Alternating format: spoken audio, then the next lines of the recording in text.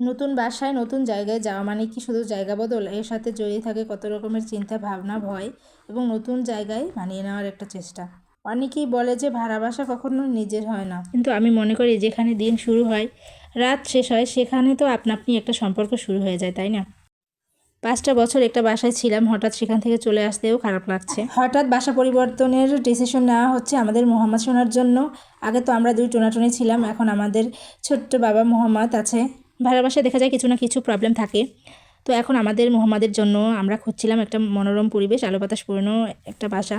যদিও আমি বাসা খোঁজার বা দেখার টাইম পাইনি, আমি তো ছিলাম বাড়িতে। আমাদের মোহাম্মদের বাবাই কাজের ফাঁকে ফাঁকে কয়েকটা বাসা দেখছিল, অনেকগুলো বাসায় দেখছে। আসলে মনের মতো করে বাসা খুঁজে পাওয়াও কিন্তু কঠিন।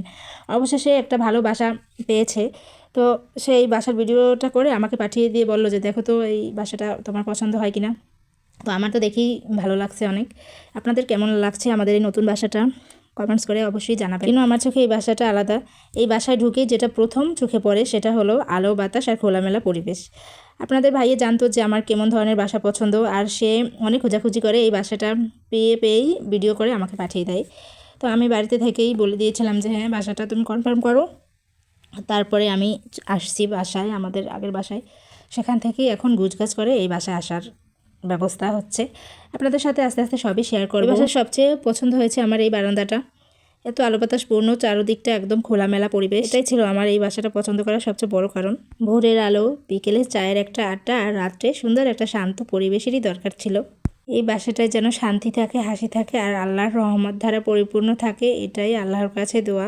শহরের জীবনের এই ব্যস্ততার মাঝে আসলে আমরা কি খুঁজি? একটু খোলা আকাশ, এক চিলতে রোদ, আর প্রাণ ভরে নিঃশ্বাস নেওয়ার মতো একটু শান্তির জায়গা। বাবুকে নিয়ে বাসা চেঞ্জ করা, সব কিছু গুছানো অনেক কঠিন ব্যাপার। তারপরও আশা করি আস্তে আস্তে সব কিছু পারবো, আল্লাহ সাহায্য করলে ইনশাআল্লাহ। আমাদের এই নতুন যাত্রায় অবশ্যই আপনাদের পাশে পেতে চাই, তাই ভিডিও যদি ভালো লাগে অবশ্যই আমার পেজটি ফলো করে রাখবেন, আর লাইক কমেন্টস করে আপনার মতামত জানাবেন।